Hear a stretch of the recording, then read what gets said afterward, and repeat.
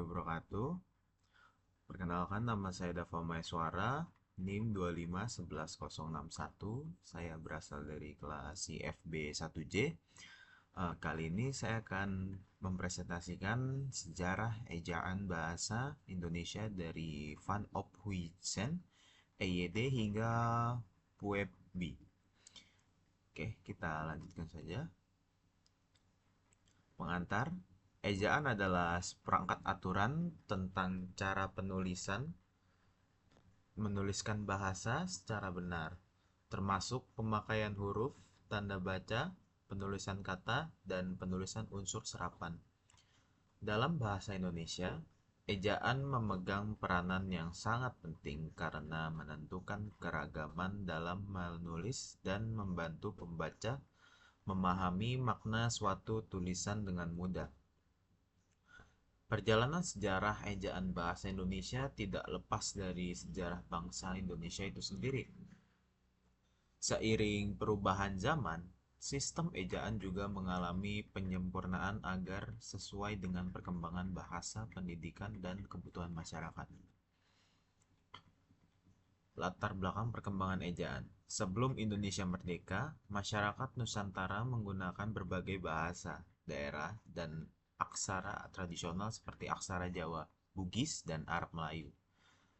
Setelah bahasa Melayu ditetapkan sebagai dasar bahasa Indonesia, perlu ada satu sistem penulisan yang seragam agar bahasa ini mudah digunakan di seluruh wilayah Indonesia. Perubahan ejaan dilakukan karena beberapa alasan. Pertama, pengaruh kolonialisme Belanda terhadap sistem penulisan Latin. Yang kedua, kebutuhan akan bahasa yang lebih sederhana dan nasional. Yang ketiga, perkembangan nasional, pendidikan, dan teknologi yang menuntut keragaman penulisan. Ejaan Van Ophuijsen 1901. Ejaan pertama yang digunakan secara resmi dalam penulisan bahasa Melayu yang menjadi dasar bahasa Indonesia adalah ejaan Van Ophuijsen. Ejaan ini diperkenalkan oleh Charles Adrian Van Ophuijsen, seorang ahli bahasa Belanda pada tahun 1901. Van Ophuijsen bekerja sama dengan dua tokoh pribumi yaitu Engku Nawawi dan Muhammad Taib Sultan Ibrahim untuk menyusun sistem ejaan yang disesuaikan dengan bunyi bahasa Melayu. Ejaan ini digunakan dalam berbagai buku dan surat kabar di Hindia Belanda hingga Indonesia merdeka. Ciri-ciri ejaan Van Ophuijsen. Beberapa ciri penting ejaan ini antara lain menggunakan huruf OE untuk melambangkan bunyi U, misalnya Goeroe, Soedara, Doeloe. Huruf J dibaca seperti Y, contohnya saja yang dibaca saya. Huruf TJ digunakan untuk bunyi C, contohnya cinta, atau biasa untuk zaman sekarang cinta karena jadi C. Huruf DJ untuk bunyi J, contohnya di jalan, yang sekarang diganti menjadi jalan. Penggunaan tanda diakritik seperti E dan E untuk membedakan pengucapan huruf E. Tanda baca dan aturan kapital mengikuti sistem Belanda.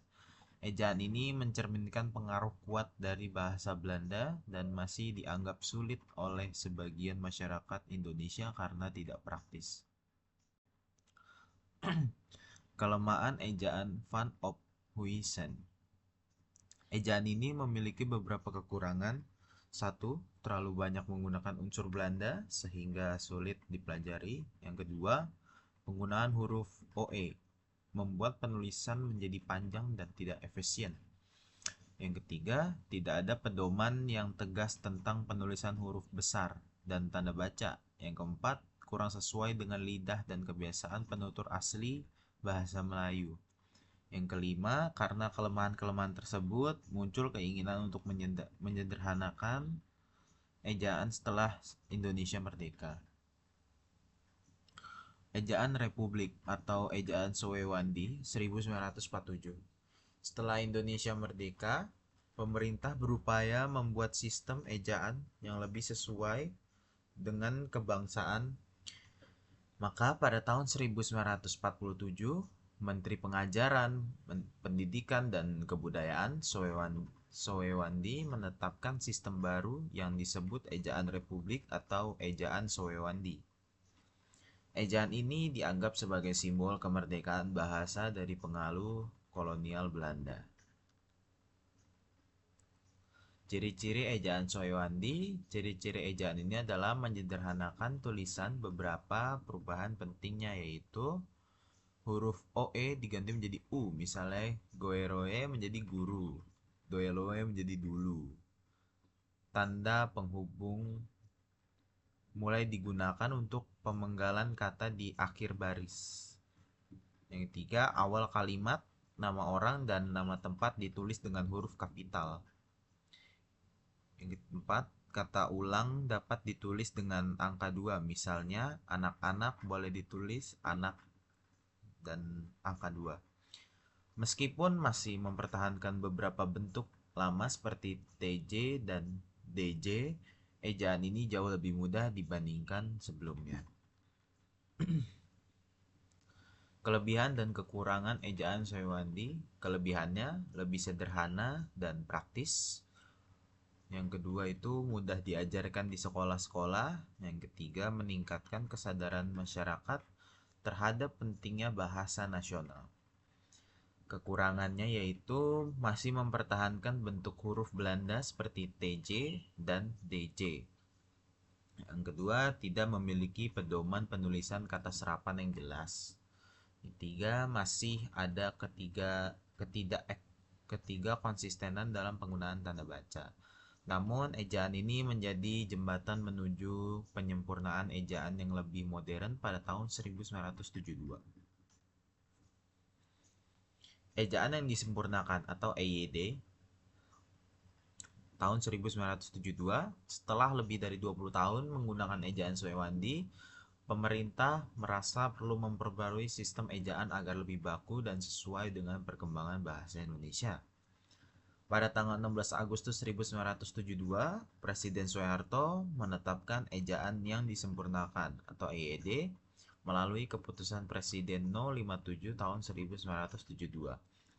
Ejaan ini disusun oleh tim Departemen Pendidikan dan Kebudayaan bersama Dewan Bahasa dan Pustaka Malaysia. Karena kedua negara berusaha menyatukan sistem ejaan untuk bahasa yang serumpun. Ciri-ciri perubahan dalam EYD. Beberapa huruf penting dalam EYD antara lainnya itu huruf TJ diganti menjadi C, cinta menjadi cinta, huruf DJ diganti menjadi J, jalan menjadi jalan, huruf NJ diganti menjadi NY dari nyonya menjadi nyonya, huruf SJ diganti menjadi SY, syarat menjadi syarat, huruf CH diganti menjadi kah, akhir menjadi akhir. Selain itu, EYD juga mengatur penulisan huruf kapital, tanda baca, dan penulisan kata serapan secara lebih sistematis. EYD kemudian menjadi pedoman resmi penulisan bahasa Indonesia selama lebih dari 40 tahun lebih dan digunakan dalam pendidikan, media, massa, serta penulisan resmi pemerintah. Dan EYD digunakan sampai sekarang. Perubahan EYD ke PUMI. Seiring teknologi dan perkembangan cara berkomunikasi di era digital, aturan dalam EYD mulai dianggap perlu diperbarui. Pada tahun 2015, pemerintah melalui Badan Pengembangan dan Pembinaan Bahasa memperkenalkan sistem baru bernama PUB atau Pedoman Umum Ejaan Bahasa Indonesia. PUB pada dasarnya merupakan penyempurnaan dari EYD, bukan perubahan total. Tujuannya adalah untuk menyesuaikan aturan tulisan dengan perkembangan zaman dan kebiasaan baru masyarakat dalam berbahasa. Ciri-ciri dan keunggulan Puebi. Puebi memberikan penjelasan yang lebih rinci dan jelas tentang satu, penggunaan huruf kapital dan huruf miring, misalnya dalam penulisan gelar, nama lembaga, atau judul karya. Yang kedua, penggunaan tanda baca seperti koma, titik, tanda pisah, dan tanda petik dengan contoh yang lebih lengkap. Yang tiga, penulisan unsur serapan, misal kata dari bahasa asing seperti aktivitas, televisi, dan komputer. Webby juga diterbitkan dalam versi digital, sehingga dapat diakses melalui situs resmi Badan Bahasa. Dengan adanya Webby, masyarakat dapat lebih mudah mengikuti aturan terbaru tanpa harus membeli buku cetak. Kesimpulannya, perjalanan sejarah bahasa Indonesia mencerminkan perjalanan bangsa Indonesia dalam membangun identitas nasional, mulai dari ejaan Van Ophuijsen 1901 yang dipengaruhi Belanda menuju ejaan Swewandi 1947 yang lebih disederhanakan setelah merdeka. Lalu ke ejaan yang disempurnakan, yaitu pada tahun 1972 yang menyatukan penulisan bangsa, hingga akhirnya Puebi tahun 2015 yang menyesuaikan diri dengan era modern ya sampai sekarang digunakan. Setiap perubahan ejaan bukan hanya soal bentuk huruf atau tanda baca, tetapi juga simbol kemajuan, kemandirian, dan kecintaan bangsa terhadap bahasa sendiri. Melalui ejaan yang baik dan benar, bahasa Indonesia tetap hidup, berkembang, dan menjadi alat pemersatu seluruh rakyat Indonesia. Oke, terima kasih telah mendengarkan.